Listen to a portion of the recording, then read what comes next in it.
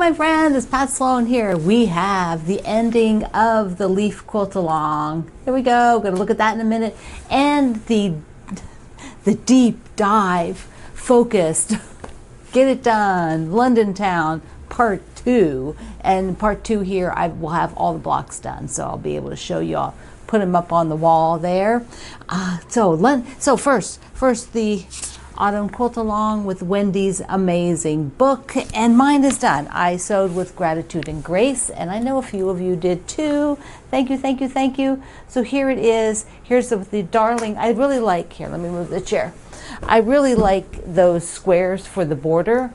Now, often what I will do when there's that many seams on the border, I will go and put an additional little tiny border on it, maybe just an inch, something that locks all those edges so that my long armor doesn't have to deal with it. And the other way you can handle it is to do a stitch line. You just stitch like a 1/4 inch there, which will be, you know, covered by your binding when you do your binding. So in this case, I decided I really didn't want to break it up with another little border. So I did go ahead and stitch it. I just did a straight stitch. Let me show you with the other camera. I think you can see it right on here. See there? So it's just a straight stitch, just like you do when you are sewing your blocks together. And I didn't, you know, like if there was a long stretch in here, like this piece of fabric was maybe this long, I would then just probably stitch over here, stop, come up and stitch the next one. But because there's a seam everywhere, if there was no seam then for this length, I would just do where the seams are. But because there are so many seams, you know, they're frequent enough that I just stitched the whole way around. So I did not do the corner. There's the corner. And there's no reason, and I think it just makes it a little bit weird to do the corner, you know, so I just stopped and then start over on the other edge. And because I wanted it to feel very more springy, summery leaves, I am using the Gratitude and Grace, the green for the backing, because I just feel like that gives it, rather than using the more fall color. I could have used blue as well, but I thought, no, I'm going to do green because they're leaves. So pull in that leaf color, and then I have this sort of teal, the dark teal, the really bluey teal, blue-green for the binding. And this is going to go to the long armor like almost right away, like tomorrow. So I'll get it back fairly soon. Let me go ahead and take this down, and I will, no wait, we're going to first look at the sequence of building the last blocks of London Town, and then I'll have it up after we're done. So, okay, buckle up, here we go. So do you argue with yourself about whether you should be doing this or be doing that? And probably not, because you aren't having to film and put things on video so that you can show other people. That's where I am. It's like I want to get London Town done, get the blocks done, and I have these little parts, but then I also have to film the other stuff for the week. And I'm thinking in my head, well, what day is it? Where can I film? Blah, blah, blah, blah. Anyways. But I really want to get it done because because I'm on a roll. I'm kind of in mode. So that's what I'm going to do. Whether it's a good plan, I might be like scrambling for Wednesday's video. That's just the way it'll be this week. So let's take first a look, because I've got this all pulled for the 2 vehicles. They need tires. They need some wheels. Need some wheels, baby. So let's look at that. The cars are not in scale. The 2 vehicles are not in scale. So this one is bigger than the bus. The cab is bigger than the bus. So the cab has the bigger wheels. So there they are. This is full fusible. This is a cutaway that I do. Also, it's going to let me fussy cut in here. And then the smaller wheels go under the bus here somewhere. Throw them under the bus. There we go. So that's what I'm dealing with. So I've got some different fabrics. Let's first look at what I could use for the bus. I have this, which has these flower medallions, which I could fussy cut out of.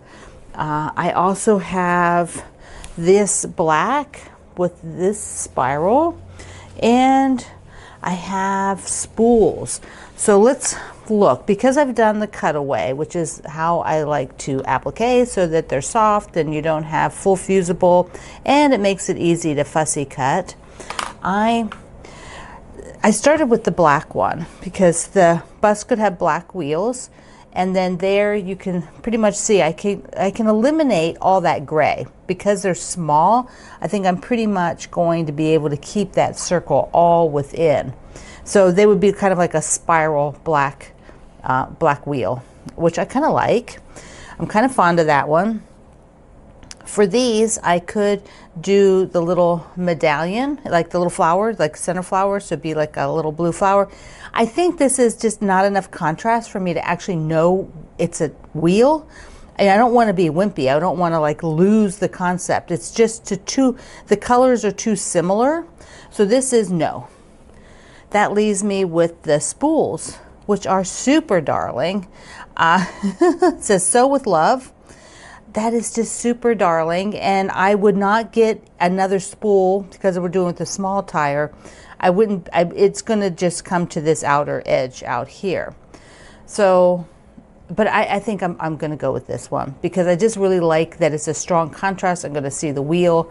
And this is darling, but it's also, again, kind of similar, and they're tiny, so I just don't think I'm going to see it that well. Okay, so that's what I have to cut out the center of this one, which is done very easily. I like to trim away some because that just gets thrown away if it's on the fabric, and then I cut inside and I just leave a little basting rim.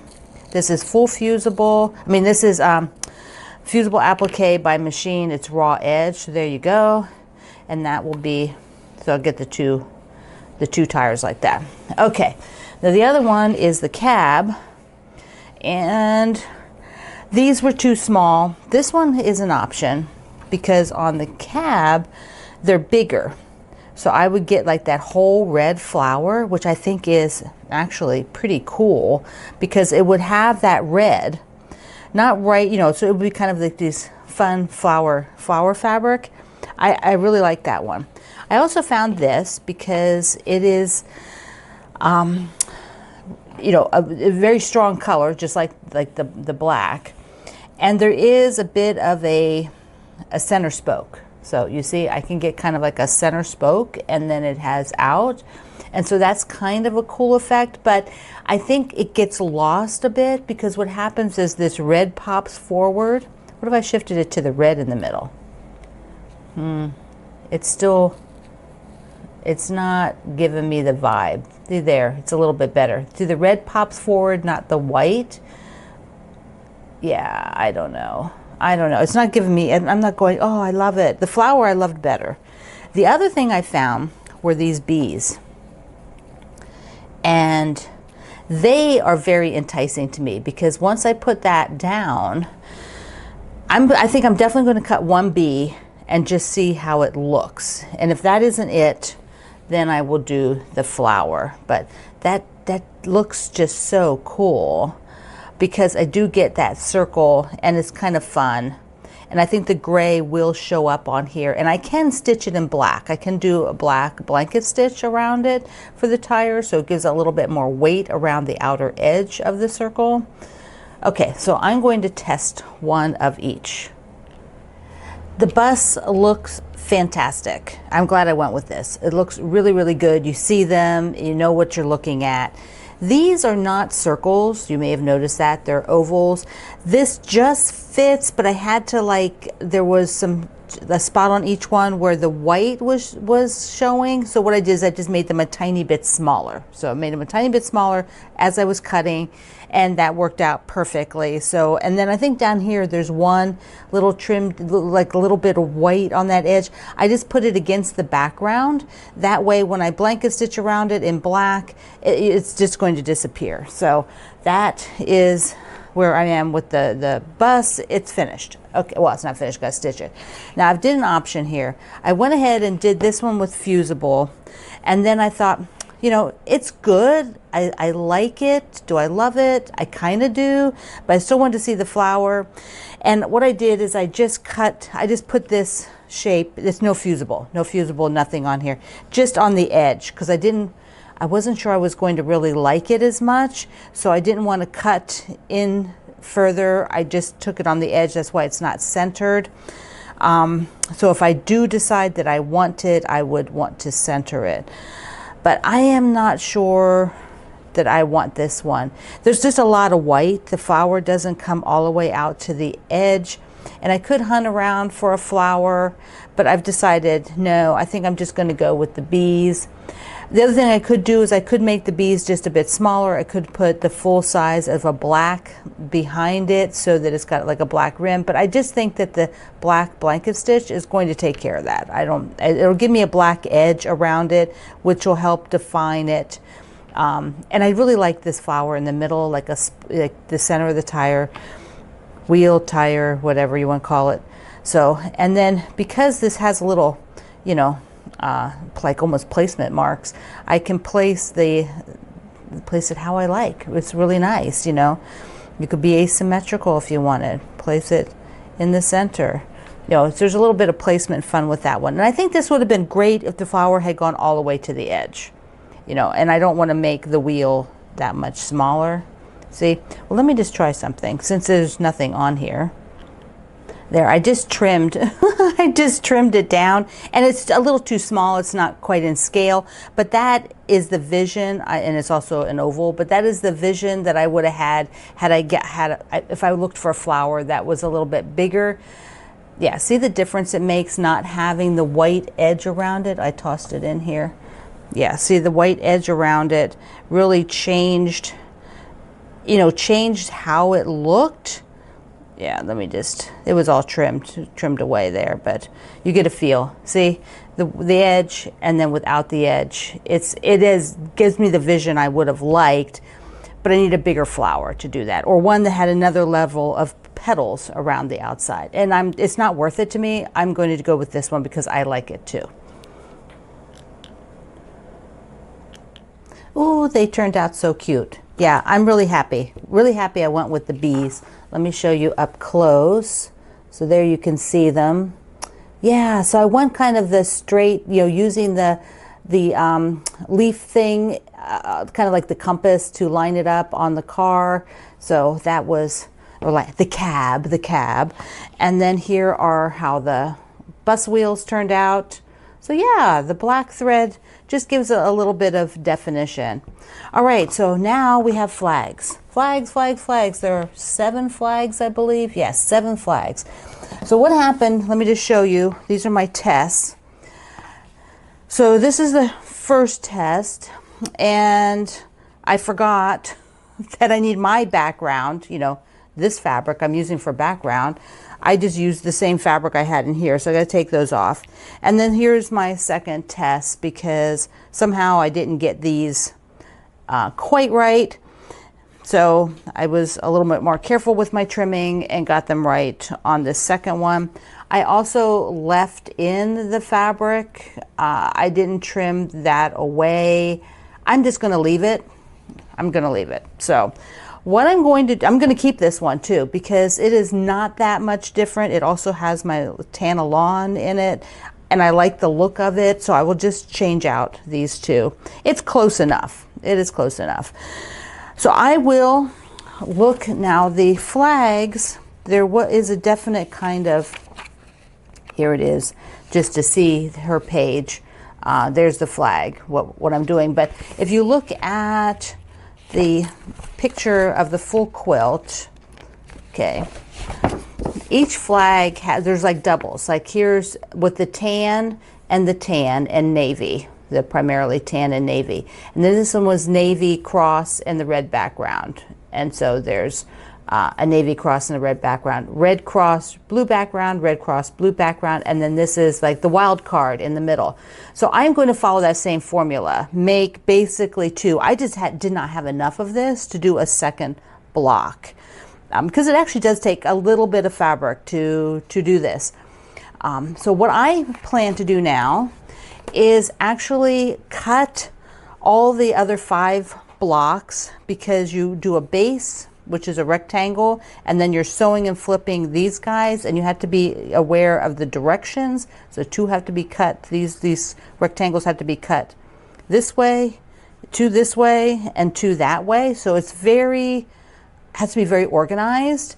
And so that's what I'm going to do. I'm going to take my board and lay out the other 5 so that I just can pick them up and do them, and I've got everything, and my brain is all in mode. So I will show you a couple of clips here of getting that organized. Putting the fabrics up on the wall just gives me a little bit of an idea of the color. So there's the navy ones I've already done, navy background, tan or yellowish cross.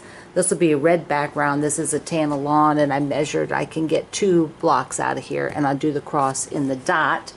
So, you know, it's like repeating some of the fabric. This is the tilde, so it's got directional fabric. I'm going to mess around. I'll do, you know, look at the carefully where I do the slice for these, but this will be the background, and then the cross is in the crowns, and then I have 2 of these, and then 1 of this, which is another Tanalon here, and then I'll go ahead and repeat the flags on that one. So I think that'll be really fun. So there is that part. Now over here, I've got the top and bottom of the flag cut for all 5 of them. I have the bases cut for all 5 of them. And I have templates for marking the bases. So the bases will go on, put it on here, and then I will just take a erasable, you know, one of these iron away things, because what I'm doing is just making tick marks here, and then tick marks up here and here, so I know where that placement line is. I'm not drawing the whole line, I'm just doing them here and here, and just being very careful. And I have to be sure I do for each block 2 this way and 2 that way. Let me get a block here so you can see how the template is.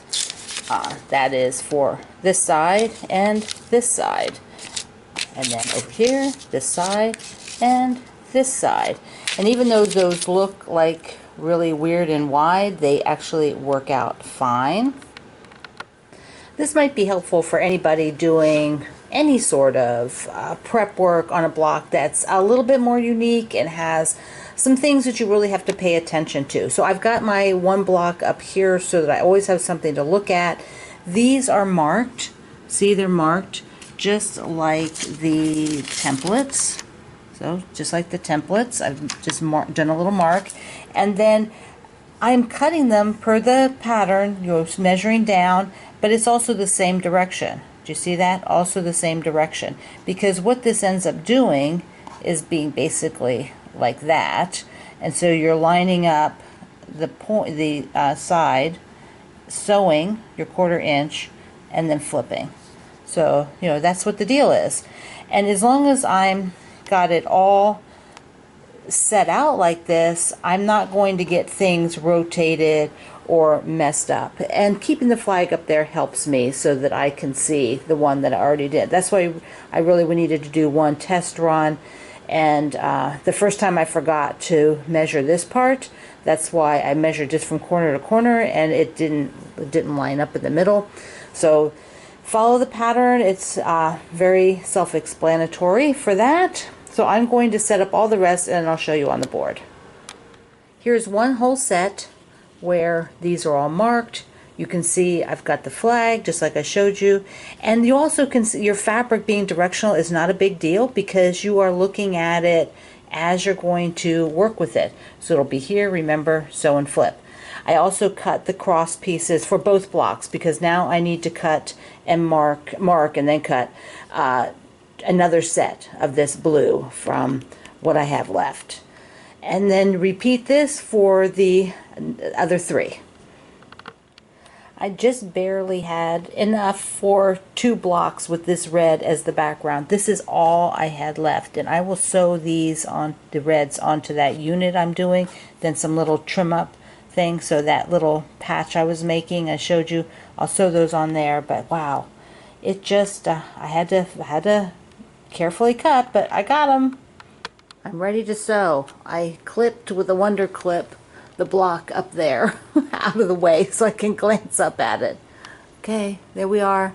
Everything looks good on camera. I can see the X, see the X, see the X. All right, let's go. Here are 3 of them ready. I'm going to talk about this gap here in a second because the book has one more step with these before you sew rows. Now you do remember you have to trim. I mentioned that, but here is mine trimmed. Here is it untrimmed. And you're trimming it to the size that you cut this block. If for some reason yours shrunk up or whatever, just, use the blue or whatever your, base fabric, your main fabric is. But it needs to be the size you originally cut this. So I will trim that one. And then what you're going to have is you'll follow the book where she has you trim off a piece from this inside. So you need it all laid out like this, trim off these inside ones. That way when you do the seam, this comes into the corner. So that's what will be going on. So don't forget that step. You'll remember if you have these cut because they're too short. So there's your tip. And there it is, all up on the wall, London town. I'm going to get the other camera in just a second. But for those of you who may have not been following lately, this is the project that I've been working on for, I don't know what, 6 months? Something like that. 6 months. I took a break. I didn't work on blocks for maybe 2 months, and then have just done a push in the last few days to get all the blocks done. Before we look at it up there, the setting is partial seams. If I use the word inset seam, it's because that's what I do. I interchange the words. So don't be writing me. Don't. I just say the wrong thing sometimes. They're partial seams, and the author has gone through and very nicely, it's easy to follow each section as to where the partial seams are, and you just sew along. It's pretty straightforward. Several of the ambassadors, my friends who have finished theirs, said that it's very smooth. This is very smooth. There is also 2 borders on it. So there is a little colored inner border, of some fabric, and then an outer border. It looks like there's also, it looks like there's also maybe I didn't look yet, but maybe there's another small white, and then the floral or some print, and then the wider outer border. It's a 61-inch square finished. So if you don't want yours quite that big, you could stop. You can make that you could adjust the border size to what you actually need. So let's go take a look up close. My blocks are not sewn to one another, and there is no sashing. So everything will get assembled and then tighten up as you are sewing the units. So here are my flags. Here's the one that had the kind of floral with some birds in it. This is the piece where it's a little bit smaller, but because I cut the one thing, did it look not quite right, but it's okay. It looks fine. There is the red, and here is the other sort of lighter print in the middle, and a red, and the other blue, medium blue. And here you can see again the wheels of the cab, that's the cab wheels, and then the dots, the dotty fabric for the bus, the double-decker bus. Oh my goodness, I'm in love. It is so good. I have no idea. I want to do it the 61 by 61. I just have no idea what that little floral will be. I'll have to look through stuff, and then I will also see if I still want the backing that I have picked, and I'll do that stuff later in the next few days and be showing you, and I'll also show you assembling this. Probably have part of that on Thursday, if not all of it. So there we go. Do you also get very excited when you get a quilt to this point where it's like, whoa, now I can get that picture completed by putting it together? Yeah, I am super, super excited. Oh, and then plus I can empty the container. I think I'm almost as excited about that because that container is so full, and I want to disperse the fabrics, out and figure out the backing. So that is London Town. And we also wrapped up the leaf quilt, but as soon as it gets quilted, I will show you. I don't know what pattern I'm going to do for the quilting yet, so that'll be very soon. Plus, before I go, C&T came out with a new shopping bag. This one is the pine cone quilt. They have a whole book on this. I just thought I'd show you because it is super cool, and they have a Velcro there's no, was it Velcro? No, there's no Velcro on here, sorry. They have a double strap. That's what I was looking for. There's a double strap. So you get a shorter strap and a longer strap on their bags. Love it, love it, love it. And there's a pocket inside. All right, my friend. So I love you. Mwah. Thank you for being here in the Sloan Zone. I will see you online.